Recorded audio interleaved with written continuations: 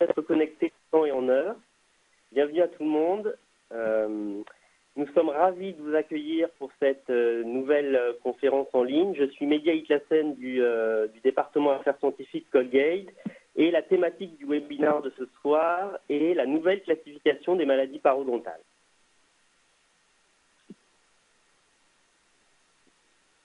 Alors, simplement, un petit aparté technique avant d'entrer dans le vif du sujet. Si vous avez le moindre problème de connexion, vous voyez apparaître sur votre écran des numéros dédiés pour la France et la Belgique, ainsi qu'une adresse email.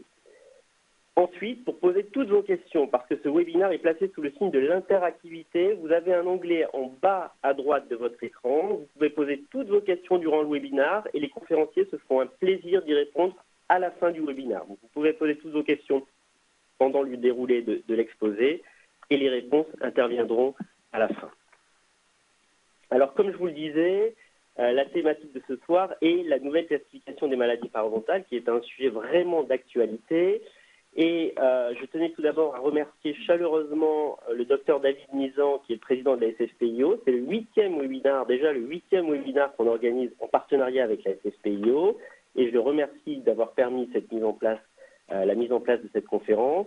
Je vais aussi remercier chaleureusement les conférenciers que je vais vous présenter, donc le professeur Philippe Bouchard, le docteur Maria-Clotilde Cara, le docteur Francis Morat et le docteur Stéphane Kerner, qui appartiennent au département de parodontologie de l'Université Paris Diderot et de l'hôpital Rothschild. Donc, je vais leur laisser la parole. Je vous souhaite une excellente session. N'oubliez pas de poser toutes les questions que vous pourrez à travers l'onglet que je vous ai monté à l'instant. Et très bonne session à vous tous. Professeur Bouchard. Bonjour, et bienvenue dans ce webinaire. Nous allons parler aujourd'hui des nouvelles classifications des maladies parodontales. Et ces dernières années, un peu moins de 50 classifications cliniques ont vu le jour. La dernière conférence de consensus réunissait Européens et Nord-Américains et remontait à 1989, c'est-à-dire il y a près de 30 ans. Le workshop international qui s'est tenu à Chicago entre le 9 et le 11 novembre 2017 était co-sponsorisé par la Fédération européenne de parodontologie et l'Académie américaine de parodontologie, ce qui est peu fréquent, car il faut réunir en Europe, les Européens et les Américains. Comprenait à peu près 110 experts du monde entier invités à participer à l'un des 4 groupes suivants ayant pour objet la mise en place des classifications, les gingivites, les parodontites, l'interface maladie parodontale et maladie systémique et les périimplantites. Cette conférence de consensus a donné lieu à de nombreuses publications, hélas en anglais, et l'intérêt de ce webinaire est donc de disséminer en France cette nouvelle classification. En ce qui concerne les gingivites, la santé parodontale est maintenant clairement définie pour la première fois. La notion de santé gingivale sur parodonte réduit est introduite et un patient traité dont le niveau d'attache est altéré peut être donc en bonne santé. Et enfin, et ça n'est pas un détail de l'histoire, enfin un patient est atteint de gingivite ou de parodontite, mais pas des deux. Concernant les parodontites, il n'existe plus désormais qu'un seul diagnostic, celui de parodontite. Ce diagnostic est caractérisé selon sa sévérité et complexité en 4 stades et selon son risque de progression en 3 grades. Concernant les associations systémiques, certaines maladies génétiques rares, essentiellement, ont un effet majeur sur le parodonte, tandis que d'autres maladies telles que le diabète et les addictions comme le tabagisme ont des effets variables. Tous les diabétiques, par exemple, ne sont pas atteints de parodontite. Il n'existe pas de parodontite spécifique au tabac ou au diabète, mais tabac et diabète peuvent être considérés comme des descripteurs. En ce qui concerne les maladies périimplantaires, la santé périimplantaire est aussi clairement définie pour la première fois. La notion de santé périimplantaire sur support osseux réduit est introduite, mais Francis Morat en parlera tout à l'heure, et une aide au diagnostic sans données cliniques antérieures est aussi proposée. Enfin, d'autres classifications ont vu le jour, et nous ne parlons pas de toutes, les lésions endopparodontales et abcès parodontaux, nous n'aurons pas le temps d'en parler. Donc je vais laisser maintenant la parole à Clotilde Cara, Maria Clotilde Cara, sur la santé parodontale et les maladies gingivales. On commence donc pour définir la santé parodontale, ce qui est de modification majeure de cette nouvelle classification. On peut définir le patient en santé parodontale si cliniquement on observe une absence de saignement au sondage, absence d'édème et érythème, absence de suppuration, profondeur de sondage qui n'est pas supérieure à 3 mm chez un patient qui ne reporte pas des symptômes, type douleur, gêne ou halitose. Ces patients qui se retrouvent dans un état de santé parodontale peuvent effectivement passer dans un état de gingivite, inflammation gingivale.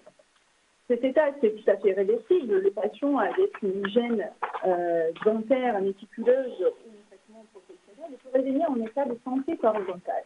On est dans l'état d'une parodonte intacte. On n'a pas perdu de la cage parodontale ni au niveau de la perte osseuse.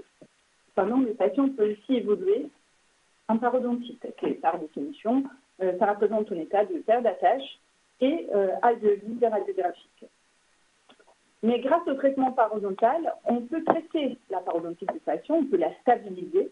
Et donc, le patient parodontal qui restera un patient parodontal à vie, parce qu'à risque de récidive, il peut se retrouver dans 3 états.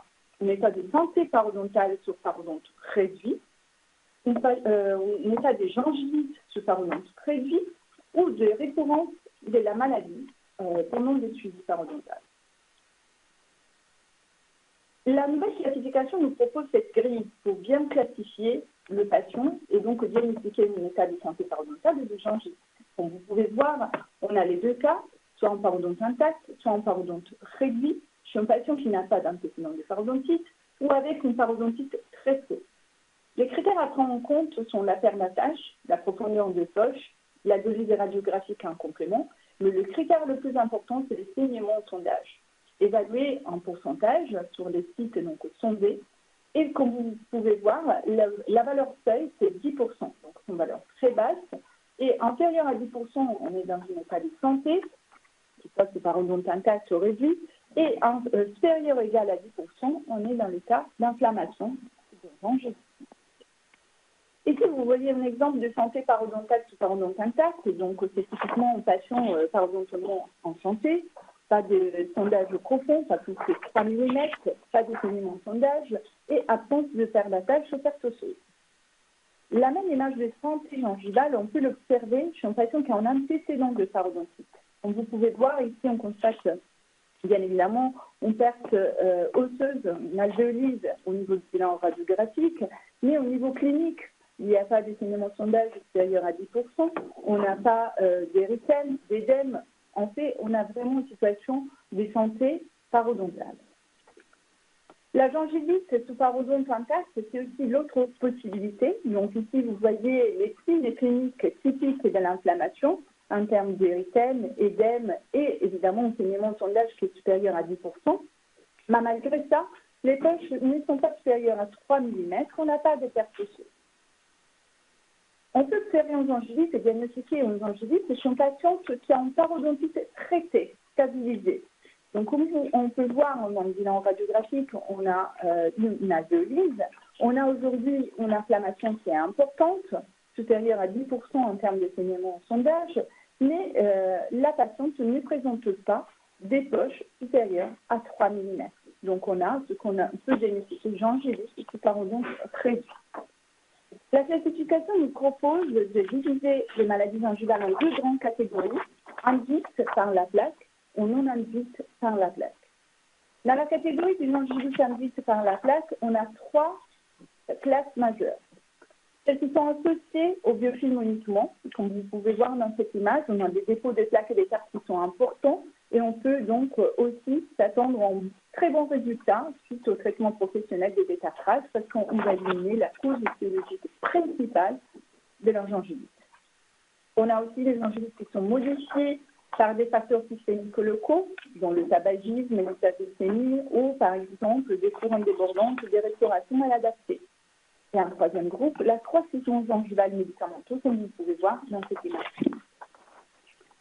Concernant les maladies non induites par la plaque, sont des pathologies. Si donc le facteur étiologique primaire n'est pas la plaque dentaire, on peut s'attendre des réponses faibles au détartrage. Et le facteur étiologique, il faut le rechercher dans différentes pathologies, des désordres génétiques, des pathologies inflammatoires, immunitaires, des infections spécifiques au niveau bactérien, viral ou fongique. Ainsi, par exemple, que de pigmentation gingivale, des lésions traumatiques ou de processus réactionnels. On va vous montrer quelques exemples. Par exemple, on dit qu'un point gingival, comme vous pouvez voir dans l'image à gauche, on époulisse vasculaire, dans l'image à droite, on époulisse fibreux au palais, ou un tatouage d'amalgame qui se manifeste, par exemple, à côté du molaire mandibulaire. Bien, nous allons maintenant parler des parodontites. En ce qui concerne les parodontites, il y a 3 classes possibles de diagnostic. Le diagnostic évidemment de parodontite, de maladies parodontales nécrotiques et aussi manifestations cliniques d'autres maladies, sachant que ces manifestations cliniques d'autres maladies seront évoquées tout à l'heure par Marie-Clotilde Cara et Stéphane Kerner. Vous vous souvenez que nous avions dit que dans les modifications majeures, il y avait une double caractérisation de la parodontite, à la fois sur sa sévérité et sa complexité et son risque de progression. Nous allons voir à quoi correspondent ces stades et à quoi correspondent ces grades. En ce qui concerne la sévérité et complexité, la perte d'attache interdentaire, l'alvéolite radiographique, les dents absentes pour raison parodontale, ainsi que d'autres facteurs qui correspondront plus exactement à des facteurs de complexité. La perte d'attache interdentaire correspond à une perte d'attache au site le plus atteint. Maintenant, si nous regardons les facteurs de complexité, profondeur de poche, alvéolite radiographique, lésions interradiculaires, défaut crestal, besoins en réhabilitation complexe, permettent d'orienter le diagnostic vers les différents stades.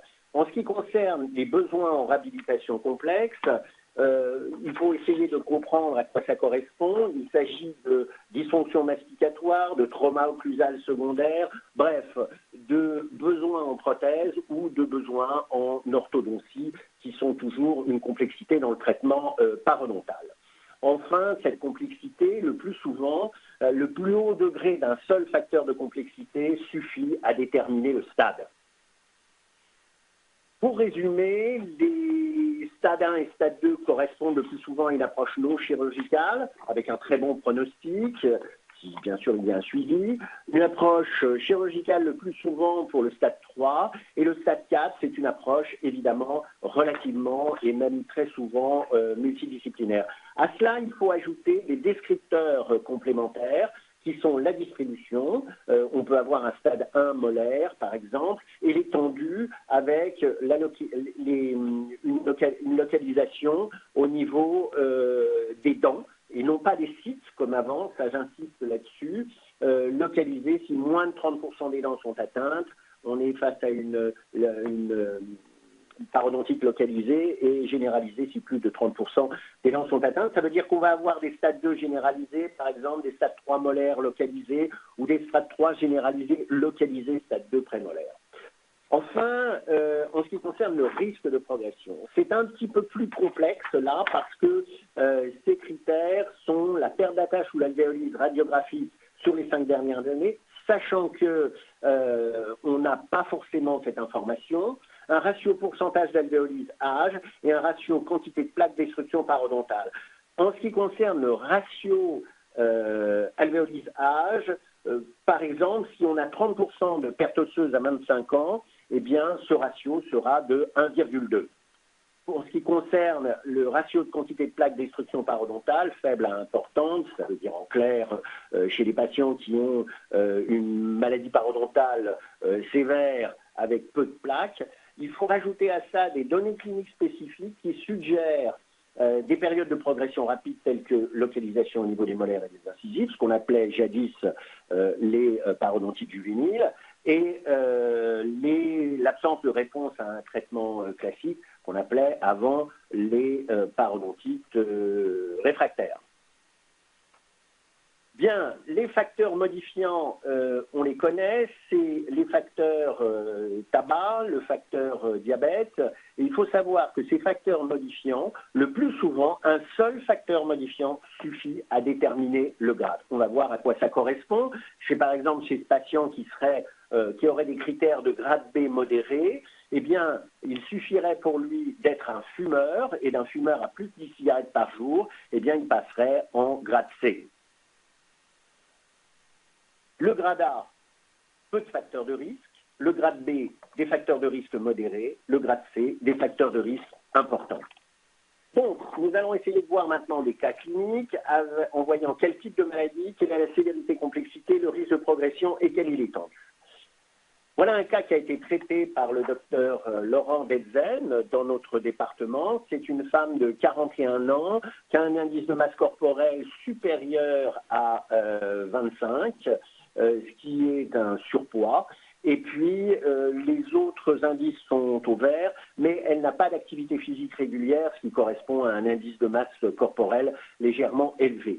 Voilà l'état de sa bouche, donc avec une inflammation, vision relativement classique des parodontites. Et si maintenant on examine dans le détail son état parodontal, on va se rendre compte que cette patiente a des poches profondes. En rouge, vous avez la profondeur des poches. En vert, vous avez les mobilités et les lésions interradiculaires en bleu. Donc, on peut s'apercevoir ici sur ce charting détaillé qu'il y a de nombreuses poches et de poches profondes. On retrouve cette même caractérisation au niveau de la mandibule. Donc, la radio ici nous apporte une information qui montre que dans le secteur antérieur, il y a véritablement une perte osseuse importante. Et donc, il s'agit bien entendu d'une parodontite. Elle est généralisée. Maintenant, essayons de voir quelle est la sévérité et la complexité.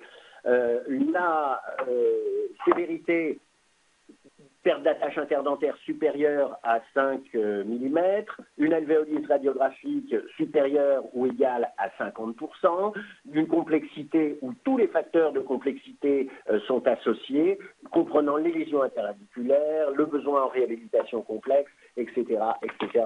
Donc, c'est une parodontite de stade 4. Voyons quel est le risque de progression.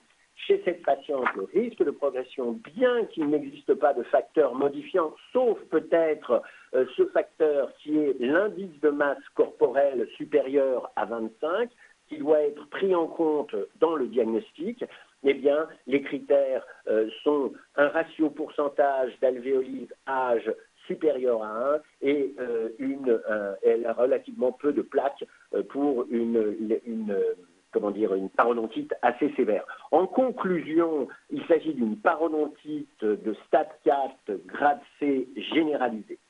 On va essayer de voir un deuxième cas qui est traité par une autre étudiante du diplôme universitaire, enfin du postgraduate programme en parodontologie et implantologie orale chirurgicale. Madame A, qui était à 46 ans, qui est traitée par Zaineb Hamdi. Elle a un indice de masse corporelle normal, tout va bien chez elle, sauf qu'elle est en préménopause avec un traitement hormonal substitutif. Elle ne fume pas et elle a une légère augmentation, anormalité au niveau du stress, puisqu'elle est sur l'indice d'évaluation à 7 sur 10. Voilà une image très classique d'une parodontite qu'on appelait jadis chronique, avec un indice de plaque à 100%, un indice de saignement à 90%. Ici, nous avons à la fois l'image radiographique avec la présence de nombreuses poches parodontales, toujours en rouge. Vous voyez que, par exemple, ici, on a une lésion à 7 mm, une autre à 9 mm au niveau de la 26. Si on regarde maintenant à la mandibule, on retrouve là encore à peu près les mêmes caractéristiques avec une présence de plaque qui, elle, est relativement importante. Il s'agit d'une parodontite, bien entendu. Elle est généralisée, bien entendu. Et si maintenant on analyse un peu plus dans le détail cette notion de sévérité, on arrive avec une évidence c'est que on va avoir sans doute un stade 4, puisque la complexité nous amène à une profondeur de poche à 6 mm, supérieure ou égale à 6 mm, avec une alvéolyse radiographique verticale. En conséquence, il s'agit d'une parodontite de stade 4 généralisée, comme la patiente précédente. Maintenant, regardons le risque de progression. C'est une patiente qui ne possède aucun facteur modifiant. Elle a un ratio pourcentage alvéolyse H supérieur à 1 et un ratio quantité de plaques destruction parodontale normal, c'est-à-dire qu'elle a beaucoup de plaques et cette présence de plaques est en rapport avec sa destruction parodontale. Donc, on peut s'interroger dans ce cas-là de savoir si c'est un grade B ou un grade C. Ici, on va la catégoriser comme un grade B. Enfin, je voudrais terminer avec les maladies parodontales nécrotiques. Rien de véritablement modifié par rapport aux années précédentes. La seule peut-être grosse différence, c'est que il existe maintenant les stomatites nécrotiques qui n'existaient pas dans la précédente classification. Ces stomatites nécrotiques indiquent simplement, et c'est quelque chose de positif, indiquent simplement que la nécrose n'atteint pas seulement la gencive, mais atteint aussi la muqueuse alvéolaire. On va prendre ici un exemple très simple, qui est celui des malades qui sont sévèrement atteints, HIV positifs, avec une progression possible, et donc on s'aperçoit que là, voilà un exemple de parodontite chronique, nécrotique de l'adulte chez un patient qui est HIV positif. Voilà, nous allons aborder maintenant les associations systémiques et comportementales, et je vais passer la parole à Stéphane Kerner. Donc on va continuer maintenant effectivement avec les associations systémiques et comportementales. En fait, ces associations vont être de trois types. On va avoir soit des impacts majeurs, soit des impacts variables, soit autrement des termes de tissus parodontaux en absence de parodontie. Donc on va voir avec le docteur Cara l'ensemble de ces trois sous-groupes. Donc au niveau des impacts majeurs, l'impact majeur, ça veut dire qu'en fait, on va avoir un impact qui va être fort, on va avoir des facteurs de comorbidité entre la maladie parodontale et les maladies. Donc là, en fait, ça va être soit des maladies génétiques, la plupart du temps, il peut y avoir également des maladies telles que l'immunodéficience active ou des maladies inflammatoires. Donc on va prendre quelques exemples. On va prendre le syndrome de Shigaki-Gashi, l'épidermolyse bulleuse et le syndrome des lèvres dans l'os. Par exemple, sur ce patient qui avait 13 ans, qui a un syndrome de Shigaki-Gashi, en fait, on voit que chez ce patient, on a une inflammation, on a des pertes d'attache qui sont très importantes, on a une alvéolyse, comme vous le voyez sur la radio. Donc, ce qu'on pourrait dire chez ce patient, c'est que c'est un patient qui a un syndrome de Shigaki-Gashi qui va être associé à une parodontite, donc là qu'on pourrait qualifier de stade 3 grade C généralisé. Prenons maintenant un autre exemple. L'exemple de l'épidermolyse bulleuse. Donc l'épidermolyse bulleuse, on a différents types de pathologies à ce niveau-là, mais on en a une qui est un petit peu spécifique, qui est le syndrome de Kinder, sur lequel en fait on va avoir une diminution de la résistance au niveau de l'épithélium fonctionnel et on va avoir un développement au niveau des parodontites, même en l'absence de parodontopathogènes, qui va aboutir à la présence de parodontite chez ce patient. Enfin, le syndrome d'Ehlers dans l'os. Donc, le syndrome d'Ehlers dans l'os, il en existe de différentes sortes. Ce sont des maladies du tissu conjonctif. Pardon. Au niveau de ces maladies du tissu conjonctif, on a l'Ehlers dans l'os de tissu, qui est un Ehlers dans l'os parodontal, qui est celui pour lequel les patients vont avoir des parodontites de façon assez systématique. Donc, au niveau de cette patiente, au niveau de ces photos cliniques, vous voyez en fait qu'on a des plaques prétibiales qui sont les colorations que vous voyez au niveau des jambes. Ce sont des patients qui ont une fragilité cutanée et gingivale et qui vont avoir tendance à développer des parodontites. Je vais maintenant passer la parole au docteur Cara pour la suite. Et on a donc parlé des maladies qui ont un impact variable sur le parodonte. Ici, on retrouve des maladies, des conditions qui sont tout à fait très fréquentes dans la population et qui doivent être considérées comme des disrupteurs qui donc peuvent modifier l'évolution des maladies parodontales. Comme vous pouvez voir dans la liste, on peut mentionner le diabète, l'obésité, l'ostéoporose, certaines formes d'arthrite, le stress émotionnel, la dépression, le tabagisme et certains médicaments. Impact variable parce que ce n'est pas forcément que chez tous les patients qui, par exemple, présentent une obésité ou un diabète, on retrouvera une maladie parodontale.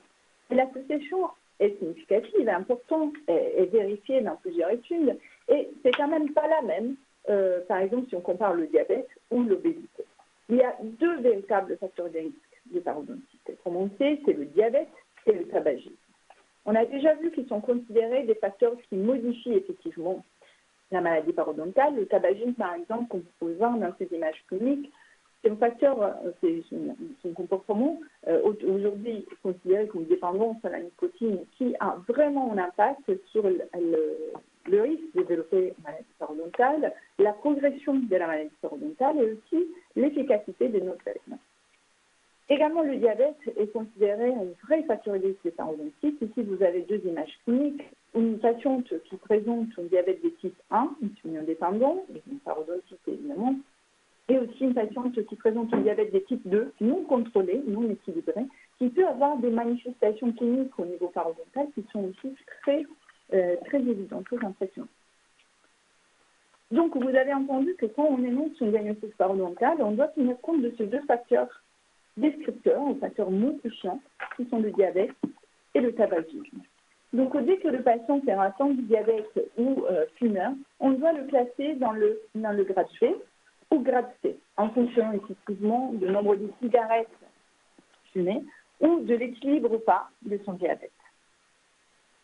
C'est donc que dans l'énoncé du diagnostic, par exemple, si on diagnostique une parodontite des stades 4 grade C généralisé, on rajoutera associé au tabac ou associé au diabète. Ce n'est pas une parodontite spécifique au tabac-diabète, comme on l'a déjà dit, mais s'associe fortement à ces deux conditions. Le troisième groupe d'associations systémiques sont des maladies qui ont un effet sur le parodonte en l'absence de parodontite ou indépendamment de la parodontite. On peut mentionner les tumeurs néoplasiques ou aussi des pathologies plutôt rares qui ont un effet sur les tissus parodontaux, mais qui ne sont pas forcément en association à une parodontite. Un exemple, c'est un carcinome épidermoïde de la gencive qui donc se manifeste cliniquement totalement indépendamment de la parodontite et de la présence d'une plaque bactérienne. Alors, donc, on va continuer maintenant avec les récessions gingivales. Donc, juste une petite aparté, en fait, il faut savoir que dans ce chapitre sur les récessions gingivales, il y a une petite question de nomenclature qui a changé maintenant, c'est-à-dire qu'en fait, on ne parle plus d'espace biologique, mais on parle d'attache supracrestale. Voilà, c'était juste une petite modification qu'il y a également dans ce chapitre. Là, on va parler plus précisément des récessions gingivales. Donc maintenant, en fait, on n'a plus que 3 classes au niveau des récessions gingivales. On a les récessions gingivales de type 1, de type 2 et de type 3. Au niveau des types 1, on n'a pas de terme d'attache interproximale et la jonction amélo-sémentaire, du coup, ne va pas être déstable. Au niveau des types 2, on a une terme d'attache interproximale qui va être inférieure ou égale à la terme d'attache vestibulaire. Et au niveau des types 3, on va avoir une terme d'attache interproximale qui sera supérieure à la terme d'attache vestibulaire. Donc au niveau de cette classification, il y a eu la mise en place également de ce tableau qui permet de déterminer différents éléments au niveau de la gencive et au niveau de la dent, ce qui permet à la fois de suivre le patient si on décide d'intervenir ou de ne pas intervenir.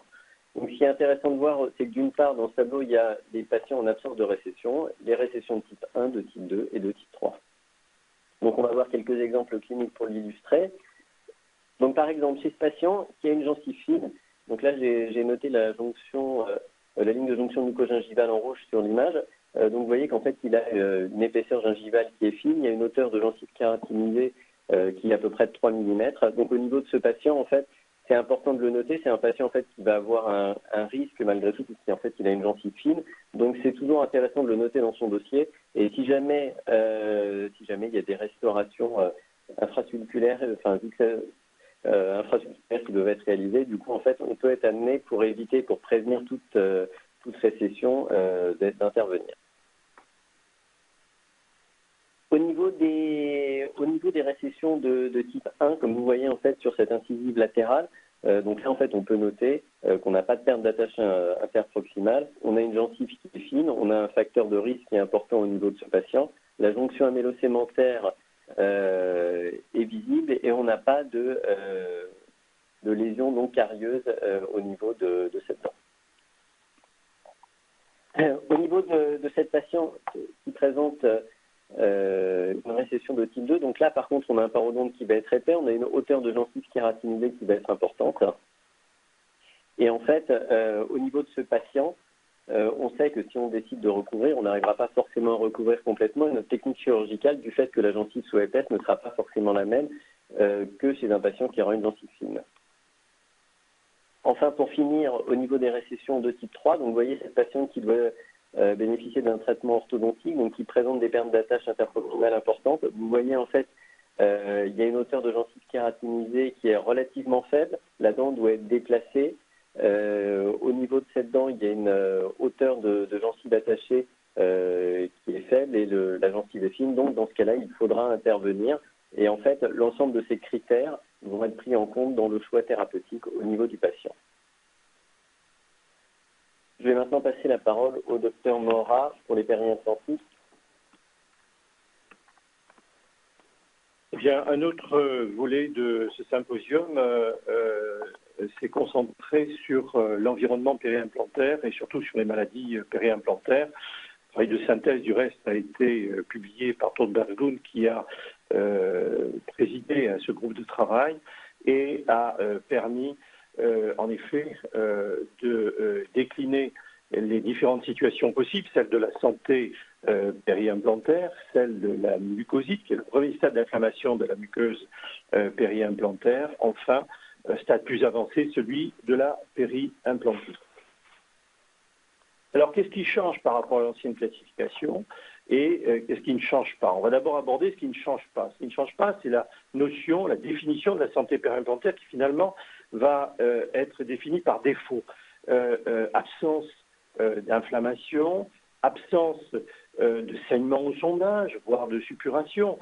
Lorsqu'on traite ces indices avec une sonde parodontale avec une pression inférieure à 20 newtons, la profondeur de sondage doit être identique à celle qui a été enregistrée lors de la mise en charge de la prothèse implantoportée. Enfin, radiographiquement, pas de perte osseuse, sauf une perte osseuse qui est liée plutôt au remodelage crestal osseux tel qu'il a été défini par Albrechtson aux alentours de 0,5 éventuellement 1 mm dans la première année de mise en charge.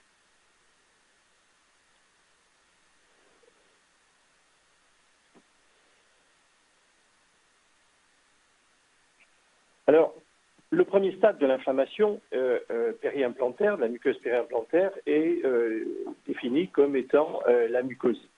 Alors, la mucosite, c'est réellement une inflammation qui est liée à la présence de la plaque bactérienne. Elle a des expressions qui sont frustres cliniquement. Ça peut être une inflammation qui est plus ou moins marquée. En tout cas, il y a des saignements au sondage, il y a éventuellement un peu de suppuration, il n'y a pas de perte osseuse radiographique décelable, il n'y a pas non plus d'augmentation de la profondeur de sondage. Au niveau de l'infiltrat inflammatoire, il est quasiment équivalent à celui que l'on rencontre lors de la gingivite, avec tous les acteurs de l'inflammation, à savoir ceux qui participent à la défense, les polymorphonucléaires, les lymphocytes B et les lymphocytes T. La réversibilité, elle est très compliquée à se mettre en place, puisque c'est une maladie qui est réversible pour peu que l'on ait mis en place des techniques de brossage appropriées et que le patient les exécute régulièrement et avec efficacité. Il faut au moins 3 mois pour revenir à un état de santé périimplantaire acceptable. Par contre, si la situation perdure, on sait qu'un délai de 5 ans est suffisant pour que cette mucosite se convertisse en périimplantite. Alors la périimplantite, finalement, elle va rassembler tous les signes cliniques, saignement de sondage, suppuration, profondeur de sondage qui va être supérieure à 6 mm et radiographiquement par une perte osseuse qui va être supérieure à 2 mm. Qu'est-ce qui change? La taille de l'infiltrat inflammatoire, avec de nouveaux acteurs, des cytokines qui participent aussi à ce processus, et la taille de cet infiltrat quasiment va être le double de celui qui peut exister dans une lésion parodontale classique. Et puis de nouveaux acteurs au niveau microbien, à savoir des bactéries opportunistes, type Staphylococcus, type Candida albicans, qui est très fréquent de rencontrer dans des prélèvements. Alors, qu'est-ce qui change maintenant? Eh bien, ce qui change, c'est la notion que cette périimplantite, lorsqu'elle n'est pas traitée, va progresser et d'une manière non linéaire et brusque. Témoignage radiographique de cette situation clinique, une patiente, une cinquantaine d'années, ancienne fumeuse, au moins un paquet par jour, mais qui est sevrée aujourd'hui, qui a été traitée pour une parodontite modérée, et chez laquelle un premier implant en USI de 46 a été positionné il y a à peu près 8 ans. Il y a 2 ans, un implant en USI de 47 a également été mis en place. Examen de suivi thérapeutique, de routine, sondage, examen radiographique. En janvier 2016, la situation est correcte, exprime un état de santé radiographiquement parlant. En juillet 2018, on a un sondage, peu de signes cliniques, un tout petit peu d'inflammation excessivement discrète et des signes radiographiques qui montrent clairement qu'il y a une périimplantite qui s'est développée. Seul problème majeur pour cette patiente, c'est qu'elle m'annonce qu'elle a un cancer du sein, donc le traitement du cancer du sein va être prioritaire. On la revoit pour traiter cette périimplantite en février 2019 avec, vous voyez, une extension excessivement importante de la lésion périimplantaire. Alors, autre élément important qu'apporte cette nomenclature, quelle attitude thérapeutique prendre lorsque l'on a une absence de données cliniques antérieures? En clair, ce n'est pas vous qui avez posé l'implant, le patient consulte, il faut qu'il y ait au moins les 3 signes cliniques, les 3 critères suivants qui soient réunis, le saignement ou la suppuration au sondage, la profondeur de poche qui doit être supérieure ou égale à 6 mm, enfin une perte osseuse supérieure à 3 mm. Lorsque c'est vous qui avez posé l'implant, par conséquent, vous possédez toutes les données cliniques antérieures, il faut que le saignement ou la suppuration au sondage soit matérialisé grâce à la soupe parodontale. Il y a une augmentation de la profondeur de sondage très nette par rapport au sondage initial lors de la mise en charge, et puis il y a une perte osseuse qui est détectée radiographiquement. Alors, comme le précisait Philippe Bouchard tout à l'heure, un des aspects aussi importants de cette nouvelle classification, c'est que on peut très bien vivre et avoir un implant qui va avoir un taux de survie assez important lorsque, en effet, celui-ci a déjà un support osseux qui va être affecté. C'est ce qui se passe ici avec cette situation de périimplantite qui a été maîtrisée. On a eu beaucoup plus de chance sur la situation suivante où on a pu reconstruire, mais cette reconstruction, elle a pris du temps grâce au suivi thérapeutique, grâce au contrôle de plaques amélioré chez le patient. Enfin, je voudrais terminer sur une note optimiste. Si la parodontite est stabilisée, puisqu'on sait que si elle n'est pas stabilisée, il y a 9 fois plus de chances qu'on développe une maladie périimplantaire. S'il y a un contrôle régulier de l'hygiène orale par le patient et un suivi thérapeutique régulier, le succès implantaire, il va être au rendez-vous. Eh bien, voilà, je dois conclure, d'abord en vous remerciant de votre participation à ce webinaire, en espérant qu'il vous a aidé, mais on a des questions.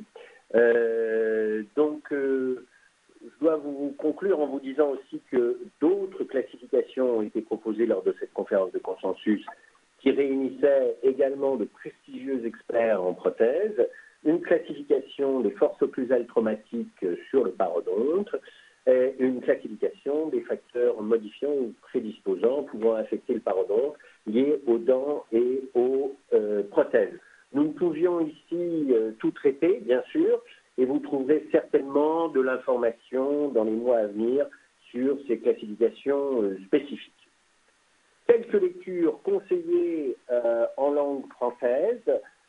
En particulier, je vous conseille une lecture d'un article qui va sortir bientôt dans l'information dentaire sur la nouvelle classification des maladies parodontales et qui a été rédigé par des membres de la Société française de parodontologie et d'implantologie orale. Alors, il faudrait garder à l'esprit quand même que les classifications sont par essence imparfaites, car elles sont censées ne reposer que sur des niveaux de preuve solides, alors qu'elles embrassent aussi des opinions d'experts. C'est aussi la raison pour laquelle cette nouvelle classification fait la part belle au sens clinique, et elle ne doit pas être vécue comme un carcan, mais plutôt comme une aide à la décision. Donc, c'est cette aide à la décision que nous avons essayé de vous décrire à cet instant. Et pour terminer, bien sûr, nous sommes prêts pour vos questions. Merci beaucoup, professeur Bouchard. Merci à tous les conférenciers pour cet exposé magistral. J'imagine que derrière votre écran, cette nouvelle classification n'a plus aucun secret. Si malgré tout vous aviez des questions, dans quelques minutes, nous allons ouvrir la session de questions-réponses. J'ai simplement besoin de quelques minutes pour vous exposer la prise en charge des patients avec une maladie parodontale. Alors, pour vos patients, les patients qui souffrent de parodontite, une enquête a montré qu'ils voulaient vraiment être reconnus comme des malades à part entière. Et à ce titre, pouvoir bénéficier d'un dentifrice spécifique qui leur soit clairement dédié. Autre point intéressant, les symptômes les plus gênants que les patients ont relevés, c'est la rougeur des gencives et la gêne, les douleurs qui lui sont associées. Alors pour vous, le besoin, c'est d'assurer la maintenance quotidienne contre cette pathologie qui est la parodontite, avec à la fois un antiseptique qui soit à forte concentration, mais qui n'induise pas de perturbation de la flore buccale. Une enquête également réalisée sur plus de 1000 patients a montré que chez ces patients, 75% des utilisateurs du dentifrice Meridol Parodont Expert observaient une diminution des symptômes décrits comme les plus gênants que nous avons vus précédemment, et ce, après une semaine, voire moins d'utilisation. Alors ceci est intimement lié à la formule du dentifrice Meridol Parodont Expert. Cette formule, elle associe de l'étain, qui a une forte action antibactérienne, et en plus qui est à haute concentration, et qui est couplé au fluorure d'aminola-fluor, qui va permettre de le stabiliser et de le transporter directement sur la gencive, là où il va agir. En complément, dans cette formule, nous avons aussi du caprylyl-glycol et du phénylpropanol, qui sont des amplificateurs de l'efficacité antibactérienne. Sachant qu'aussi, le caprylyl-glycol va avoir un effet émollient et le phénylpropanol un effet décongestionnant. Donc vraiment, cette formule très complète répond pleinement aux besoins de vos patients et à votre cahier des charges. Par ailleurs, évidemment, il existe une objectivation clinique et le dentifrice Meridol Parodont Expert, utilisé pendant 3 mois, permet de réduire de moitié la plaque dentaire. Donc, si on reprend le gradient thérapeutique de la maladie parodontale, vous voyez que les produits Meridol, la gamme Meridol, offre des solutions, que ce soit en prévention primaire, chez les patients à risque, dans les gingivites débutantes, voire même en accompagnement des parodontites plus avancées. Pour chaque situation, avec Meridol, vous avez une solution adaptée. Prouvé cliniquement, chacun de ces produits est prouvé à une objectivation clinique, utilisable quotidiennement, au long cours et sans effet secondaire. Voilà, j'en ai terminé. Simplement pour vous informer du prochain événement qu'on organise, le lundi 1er avril à 20h, il sera question de sécheresse buccale avec le professeur Marjolaine Gosset et le docteur Franck Bécu, et vous recevrez plus d'informations très bientôt. Nous allons maintenant passer à la session de questions-réponses. Les conférenciers vont se faire un plaisir de répondre aux nombreuses questions que vous leur avez posées. Alors simplement, je vous laisse vous installer, peut-être professeur Bouchard, installez-vous. Des questions. Là. Je vais vous poser des questions. Alors, je peux répondre. On a eu plusieurs questions dans un premier temps sur le cas numéro 2. Le cas numéro 2 où plusieurs de nos auditeurs se posaient la question pourquoi ne s'agit-il pas d'un stade 3 il a été catalogué comme stade 4. Il se posait la question pourquoi pas un stade 3. Il souhaitait qu'il puisse revenir sur oui, c'est le cas numéro 1 ou le cas numéro 2 cas numéro 2. Le cas numéro 2, pourquoi c'est pas un stade 3? Alors, excusez-moi, je reviens sur les caractéristiques de ce cas d'une façon assez classique. Alors d'abord, la première réponse qu'on peut avoir, et j'insiste beaucoup là-dessus, c'est que le sens clinique est répété à travers tous les papiers en disant que, bon, on a quand même une latitude, c'est pas du tout un carcan, je le répète. La deuxième chose, c'est que si on examine correctement ce cas, on peut revenir sur une diapositive où, alors je voudrais aller sur la 55, si c'est possible qu'on puisse montrer, parce que ça va être un peu compliqué sinon, mais si on peut aller sur la 55, ça va nous donner un tout petit peu d'informations, la 55, puisque la question c'est pourquoi on ne met pas en stade 3 et qu'on le met en stade 4. La 55, c'est pas celle-là. Ça doit être celle d'après, alors peut-être. Voilà, non, c'est pas celle-là. C'est, excusez-moi, on cherche un peu là. Ça doit être celle-là, non? Voilà, celle-là, c'est ça. Hein, on est d'accord? C'est le patient. Voilà, c'est le patient. Pourquoi ce patient numéro 2, c'est ça? Et le cas numéro 2. Pourquoi le cas numéro 2 est en stade 4 et non pas en stade 3? Alors, réponse numéro 1, qui est la plus évidente, c'est que, si vous vous souvenez, je vous l'ai bien dit, dès lors qu'il y a un critère de complexité, ça fait basculer le cas dans le stade supérieur. Ça veut dire qu'il suffirait, par exemple, qu'il y ait une profondeur de poche supérieure ou égale à 6 mm pour qu'on soit en stade 4. Et là, quand on regarde cette patiente, bien la sévérité, on a des pertes d'attache interdentaires supérieures ou égales à 5 mm, on a une alvéolyse radiographique supérieure ou égale à 50%, donc c'est le stade 4.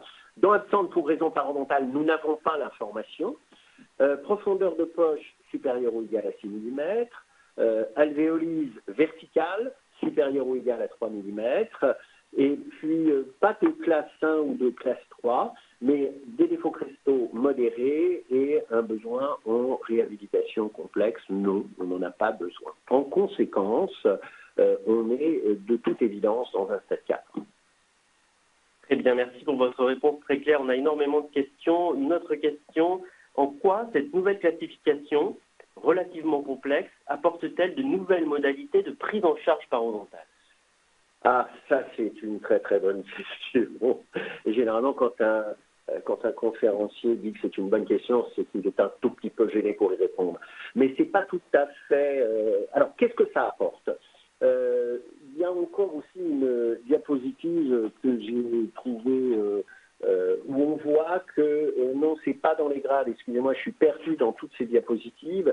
J'essaye simplement de faire un peu dans les stades. Alors, dans les stades 1 et les stades 2, c'est généralement des traitements qui seront des traitements non chirurgicaux. Dans le stade 3, c'est un traitement qui est généralement chirurgical. Et dans le stade 4, c'est un traitement qui est le plus souvent multidisciplinaire. Donc, si vous voulez, voilà ce que ça apporte. Ça apporte un peu plus, disons les choses simplement, ça apporte un tout petit peu plus de sensibilité. Nous avions avant une classification qui était une classification pas si spécifique que ça, puisqu'on comparait parodontite agressive et parodontite chronique, et il y avait ce qu'on appelle de l'overlapping, c'est-à-dire qu'il y avait des zones grises. Et là, au bout du compte, ce que les experts ont essayé de faire, c'est essayer d'augmenter la sensibilité, c'est-à-dire les possibilités qu'il y avait au niveau du diagnostic. Alors évidemment, quand on multiplie les possibilités, on multiplie les risques de se tromper et on augmente la complexité. Donc, cette classification, le reproche qu'on pourrait lui faire aujourd'hui, c'est qu'elle est sans doute très adaptée pour les spécialistes qui y trouvent leur compte généralement. Pour les généralistes, des chirurgiens dentistes qui ne font pas ça tous les jours, plus exactement, c'est un peu plus compliqué. Mais aussi, c'est un moyen d'élever tout le monde vers l'excellence. Merci beaucoup, professeur Bouchard. Peut-être une question pour le docteur Mora plus spécifiquement. Si la périimplantite est stabilisée, à savoir une isotose stabilisée et une suppuration qui a disparu, est-ce que l'apparition d'inflammation seule, quelques années plus tard, sera diagnostiquée comme une mucosite ou une périimplantite? Visiblement, s'il n'y a que de l'inflammation, ça sera en effet une mucosite. Ce sera une mucosite. Ce sur quoi je voudrais insister, c'est qu'on n'a pas actuellement de preuves de l'impact du tabac, du diabète, surtout s'il a été équilibré, sur la mise en place de la périimplantite et par la perte des implants. Les preuves manquent alors qu'on les a pour la parodontie. Très bien, merci beaucoup pour votre réponse. On a beaucoup de questions, je vous les livre un peu au fil de l'eau. Vous avez cité d'autres facteurs modifiants en plus du tabac et du diabète. Comment les prendre en compte dans la modification du grade dans cette nouvelle classification? C'est passé là. Oui. Alors, quand on se passe à l'ordinateur, je dis tout de suite, on a un peu le mal de mer, mais vous inquiétez pas, c'est normal, c'est juste qu'on se le passe comme on peut. Très bien. Oui, effectivement, on a parlé d'associations systémiques et on a mentionné toute une liste de pathologies, de maladies ou de conditions qui sont associées aux parodontites, aux maladies parodontales en général. Par contre, on connaît qu'il n'y a que 2 facteurs de risque vrais des parodontites, le diabète et le tabac. Ces 2 facteurs sont pris en compte donc, dans le grade et ils font partie des descripteurs de la maladie parodontale. Pour ce qui concerne les autres pathologies, par exemple l'obésité, l'ostéoporose, sont des facteurs effectivement qu'il faut considérer dans l'évaluation du risque du patient, mais ils ne rentrent pas dans le énoncé diagnostic de la parodontite. Donc, on les tient en compte cliniquement, mais on ne les mentionne pas dans le énoncé diagnostic. Je voudrais juste faire une petite remarque sur cette question. Ça a été un grand débat lorsqu'on était à Chicago pour savoir s'il devait y avoir une parodontite spécifique associée au diabète et spécifique associée au tabac. Sauf que lorsqu'on fait ouvrir la bouche à un patient et qu'on constate une parodontite, on ne peut pas en déduire son diabète. Ça, c'est pas possible. Donc, en substance, et clairement, ce sont, comme vient de le dire Marie-Clotilde Carra, ce sont juste des descripteurs. Pour les autres facteurs ou indicateurs de risque qui sont un petit peu plus distaux, oui, bien sûr qu'ils existent, il faut en tenir compte. Souvenez-vous du cas qu'on a montré, qui était cette patiente qui était en léger surpoids. Ce surpoids intervient comme un facteur modifiant. Mais c'est là aussi où les experts ont laissé une latitude aux praticiens pour faire ce choix. Et ça, c'est un choix qui est, je dirais presque individuel, non, mais en tous les cas en fonction de la littérature. Eh bien, merci pour toutes ces clarifications. Il y a encore beaucoup de questions. Notre question, quid de la gingivite hyperplasique ortho-induite qui a été présentée en page de couverture de l'information dentaire le 23 janvier? Est-ce une étiologie reconnue dans cette nouvelle indication? Écoutez, je suis totalement incapable de répondre à cette question, mais je pense que Stéphane Kerner va être au top pour y répondre. Ouais. Le numéro. Je vais la répéter. Quid de la gingivite hyperplasique ortho-induite qui a été présentée en page de couverture de l'information dentaire le 23 janvier. Donc cette gingivite hyperplasique ortho-induite, est-ce une étiologie qui est reconnue dans cette nouvelle classification? Non, c'est juste une gingivite avec un facteur de rétention de plaques qui est supplémentaire, qui va être lié justement à la présence des attaches orthodontiques. Et donc en fait, elle va être modifiée par des facteurs systémiques et locaux. Donc en fait, ça fait partie des gingivites induites par la plaque, hein, et qui sont associées uniquement à la présence du biofilm. D'accord, merci beaucoup. Il faut quand même rappeler, oui. moi j'ai l'impression d'intervenir tout le temps, mais il faut quand même rappeler que c'est l'attaque qui induit la gingivite, hein, c'est l'inflammation. Après, c'est pas l'orthodontie, parce que sinon tous les patients qui feraient de l'orthodontie auraient une gingivite induite par l'orthodontie. Donc très sincèrement, sur le plan de la terminologie, en tous les cas, je pense que ça n'a pas de sens. Très bien, alors j'ai beaucoup de questions. Une autre question qui concernait peut-être le passage où vous interveniez, Dr Morat, concernant la patiente ayant une périimplantite sur l'implant en position 47. La prise en charge de son cancer du sein n'a-t-elle pas nécessité une mise en état bucco-dentaire avant d'entamer la thérapie? Vous pouvez nous en dire plus? Oui, merci de cette question. Clairement, c'est une patiente qui était en suivi thérapeutique, compte tenu de ses facteurs de risque, compte tenu de son excellente maîtrise de l'hygiène orale. C'est une patiente qui était en suivi thérapeutique 2 fois par an. Là, la découverte, elle a été complètement fortuite puisqu'il n'y avait pas de signes cliniques particuliers et on a décidé, puisque la découverte était fortuite et qu'elle ne souhaitait pas la prise en charge de manière immédiate, elle avait d'autres priorités que vous pouvez très bien comprendre, de différer. On a simplement insisté, amélioré et associé des antiseptiques locaux de telle manière à maintenir la situation. On savait très bien que cette situation pouvait tout aussi bien rester en l'état comme elle avait été diagnostiquée en juillet 2018, comme, hélas, s'aggraver, comme ça a été le cas en janvier 2019, là où elle a réellement été prise en charge. Merci beaucoup, Dr Morat, pour ces clarifications. Une autre question concernant cette nouvelle classification parodontale. Est-ce la classification qui sera à utiliser à l'internat? Est-ce que ça sera un complément d'explication pour Dr Bouchard? Je ne suis pas représentant du Collège national des enseignants en parodontologie, mais ayant assisté au débat de notre dernière réunion, si mes souvenirs sont bons, il a été décidé que la nouvelle classification serait adaptée et souhaitable pour l'internat, mais elle reste souhaitable. C'est-à-dire que le fait d'utiliser l'ancienne ne sera pas pénalisante. Voilà.